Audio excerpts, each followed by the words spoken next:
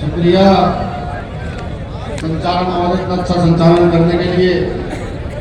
और सबसे विशेष आभार तो मातृ शक्ति का। हमारे साथी मुझे बता रहे थे सुबह 11 बजे माता यहाँ आकर के बैठ गई और सुबह 11 से 10-11 बजे से लगातार इंतजार हो रहा है। तो मैं यही दूर से आपके चरणों को छूकर नमन वंदन करता हूँ कि आपने इतनी शक्ति से अपने बच्चे के लिए इतना इंतजार किया। आपका आभार मेरे साथियों का भी जो इतनी बड़ी ताकत में इकट्ठा हुए हैं। सम्मानित साथियों, आज एक बहुत ही महत्वपूर्ण दिन है। वो महत्वपूर्ण दिन क्या है कि आज के दिन डॉक्टर बाबा साहब अम्बेडकर तथा उनके साथियों ने एक पुस्तक को आपके हवाले कर दिया था और ये कह दिया था कि हम किसी भी प्रकार की गुलामी का विरोध करते हैं, हम किसी भी प्रकार की गुलामी बर्दाश्त नहीं करेंगे। वही आज महत्वपूर्ण दिन है।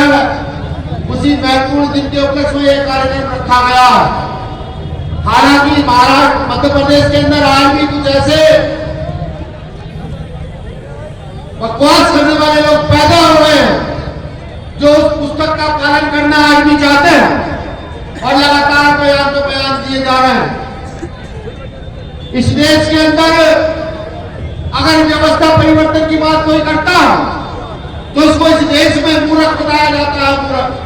और इस देश में आडंबर के धर्म की बात कोई करता है तो उसे इस देश में सम्मान दिया जाता है। सम्मानित साथियों, मैं अपनी बात शुरू करूं। बात शुरू करने से पहले बहुजन समाज में जन्मे सभी संतों, गुरुओं, महापुरुषों को नमन वंदन करता हूं। मैं उन सभी तमाम साथियों को नमन वंदन करता हूं जिन्होंने यहाँ अपने हक अधिकार बचाने के लिए SC/ST आंदोलन को अपने खून से जीतने का काम किया। मैं तमाम साथियों को नमन वंदन करता हूं जिन्होंने आजादी की लड़ाई में अपने प्राणों की आहुति देकर के इस प्रदेश और देश को जीवंत रखने का काम किया। तमाम साथियों को नमन वंदन करता हूं।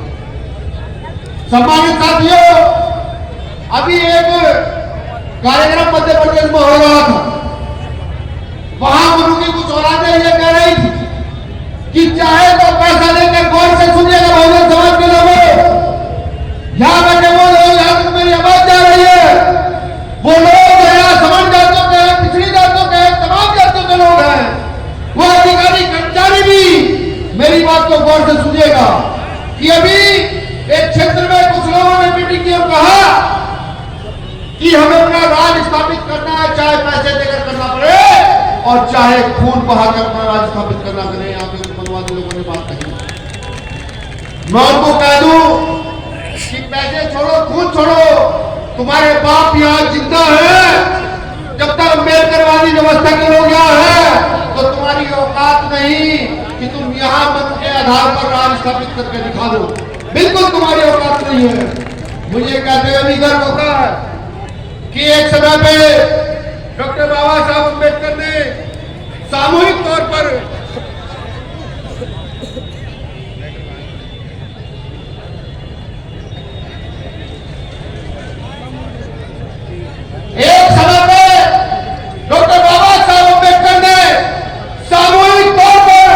इस देश के विधान को आग लगाई थी।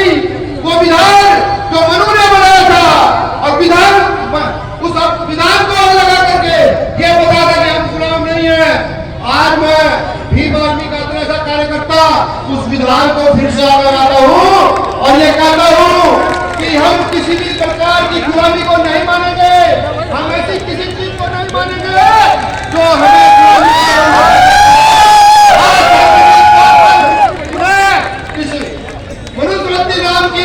किताब को मैं आग लगाता हूँ।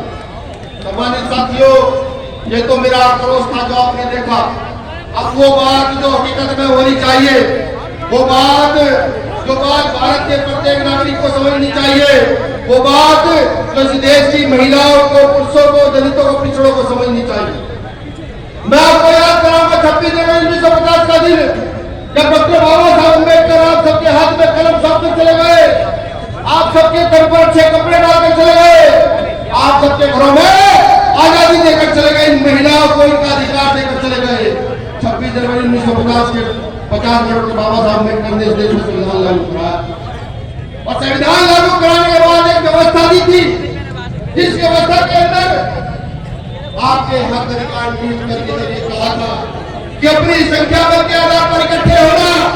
अगर मजदूर किसान ज्यादा इकट्ठे होकर के मजदूर किसानों का राज स्थापित करना, अगर दलित पिछड़े संख्या ज्यादा है तो इकट्ठे होकर किसी देश में अपना राज स्थापित करना। लेकिन ऐसा नहीं हुआ, ऐसा नहीं हुआ।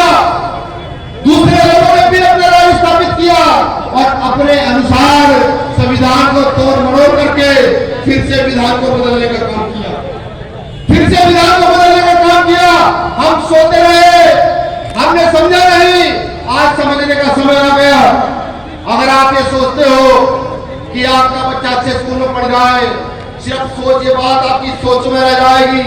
यहाँ जो खड़े पुलिस के कर्मचारी हैं, यहाँ जो खड़े दुकानों पर लोग मुझे सुन रहे हैं, यहाँ जो बड़ी बड़ी दुकानें हैं, अधिकारी कर्मचारी हैं, उनके बच्चे भी अच्छे स्कूल में भारत में शिक्षा ग्रहण नहीं कर सकते, क्योंकि भारत की शिक्षा नीति ऐसी हो गई है कि अगर आपका बच्चा किसी मंदिर के बच्चे के साथ पढ़ भी गया तो वहां पर एकदम से जाति का, धर्म का और पैसे का फैक्टर बीच में आ जाएगा। क्या आप नहीं चाहते देश में किसी शिक्षा में आपका बच्चा, विधायक का बच्चा, डीएम का बच्चा, एसपी का बच्चा एक जैसे स्कूल में पढ़ जाए, मजदूर का बच्चा, किसान का बच्चा एक जैसे स्कूल में पढ़ जाए? क्या आप ये नहीं चाहते?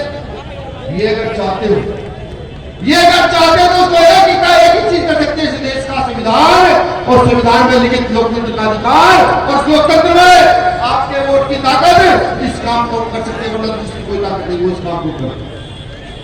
आपने देखा होगा कि जब बुखार का सीजन चलता है तो बुखार जब होता है तो प्राइवेट हॉस्पिटल में जाते हो, 50,000 रुपए में आपके बच्चे का इलाज होता। आप ब्याज पे लो, जेवर बेचो, जमीन बेचो, उस 50,000 रुपए में आपके बच्चे का इलाज किया जाए।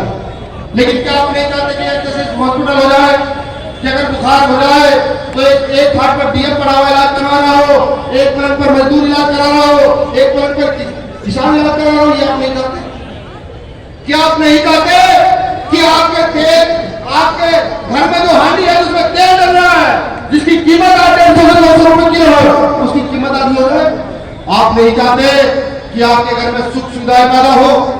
आप नहीं चाहते किसान का गन्ना, अनाज, चना अच्छी कीमत पर बिके? आप नहीं चाहते कि आपके क्षेत्र में पैदा होने वाला कोयला, आपके क्षेत्र में पैदा होने वाला खनिज, आपके क्षेत्र में पैदा होने वाला रेत, आपके क्षेत्र में निकलने वाला पत्थर वो आपके क्षेत्र में लगे? आप नहीं चाहते। और अगर नहीं चाहते तो मुल्क की औलादों को राज देकर रखो, कोई फर्क नहीं पड़ता, ये बलात्कार, हत्या लगातार चलते रहेंगे। और अगर चाहते हो व्यवस्था बदले तो अपने वोट का सही प्रयोग करना सीख लो। इस वोट को नीले झंडे के नीचे ले आओ, इस वोट को और बाबा साहब अम्बेडकर के अनुयायियों को देना शुरू कर दो। ये भी देखना पड़ेगा कौन बाबा साहब अम्बेडकर का असली अनुयायी है। मैं गर्व से कहता हूँ, जब मैं भाई चंद्रशेखर आजाद का नाम लेता हूँ, मैं गर्व से नाम लेता हूँ कि मेरा नेता गोली खा करके भी, मेरा नेता जेल जा करके भी, मेरा नेता अपनी हड्डियां तुड़वा करके भी डॉक्टर अम्बेडकर के मिशन पर खड़ा है। हर गरीब, गुरबे, शोषित, वंचित की आवाज को संसद में उठा देने का काम करता है। गर्व से उसका नाम लेता हूं। ऐसे ही नेता पैदा होने की आवश्यकता है। अगर आप ये चाहते हैं कि ऐसा नेता पैदा हो तो अपने अंदर सुधार करो, अपने अंदर परिवर्तन लाओ, अपनी व्यवस्था को बदलने का काम करो, अपने घर में रखी